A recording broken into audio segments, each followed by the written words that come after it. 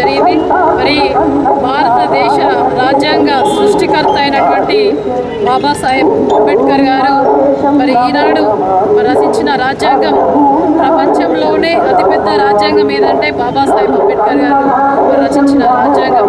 మరి ఆనాడు దేశ విదేశాలు ప్రపంచంలో ఉన్నటువంటి అనేక దేశాలు తిరిగి అక్కడ ఒక్కొక్కటి సేకరించుకుంటూ మరి జర్మనీ చూసుకున్నట్టయితే ఏకపౌరసత్వం ఏ విధంగా అమలు చేయాలని చెప్పేసి ఆనాడే మరి తనకున్న జ్ఞానంతో మరి అంబేద్కర్ రాజ్యాంగాన్ని గొప్పగా రచించి ఇవ్వడం వల్లనే ఈరోజు మరి ఈనాడు 130 కోట్ల మరి భారతదేశంలో ఉన్నటువంటి ప్రజలందరూ కూడా స్వేచ్ఛా వాయువులు పీల్చుకుంటున్నారు, తమ హక్కులను తాము పొందగలుగుతున్నారు అని అంటే అది కేవలం మన బాబాసాహెబ్ అంబేద్కర్ గారు ఇచ్చినటువంటి మరి గొప్ప అరుదైన అవకాశం మనకు. మరి అటువంటి నాయకుడు ఇవాళ ఈనాడు జయంతిని పురస్కరించుకొని మరి మా బీఆర్ఎస్ పార్టీ పక్షాన ముఖ్యంగా తెలియజేయాల్సింది మరి కేసీఆర్ గారి నాయకత్వంలో ఇలా హైదరాబాద్ నడిబొడ్డున మరి ఒక దళితులకే కాకుండా మరి అందరి వాడు అంబేద్కర్, ఏ కులం ఏ మతం లేకుండా అందరి వాడు అంబేద్కర్, భగవంతుడిని ఏ విధంగా అయితే మొక్కుదామో ఆ విధంగా ఇలా ప్రతి ఒక్కరు కూడా ఆరాధించాల్సినటువంటి దైవం, మన ఆరాధ్య దైవం డాక్టర్ బిఆర్ అంబేద్కర్ గారు అని చెప్పేసి చాటి చెప్పినటువంటి నాయకుడు ప్రపంచంలోనే కేసీఆర్ గారు అని చెప్పేసి గర్వంగా చెప్పుకోవచ్చు. ఇలా హైదరాబాద్ మహానగరంలో దేశ విదేశాల నుండి కూడా వచ్చి అంబేద్కర్ గారి బొమ్మ చూస్తూ ఉన్నారు. ఎవరు హైదరాబాద్ వచ్చినా కూడా అంబేద్కర్ గారు కనిపిస్తూ ఉన్నారు.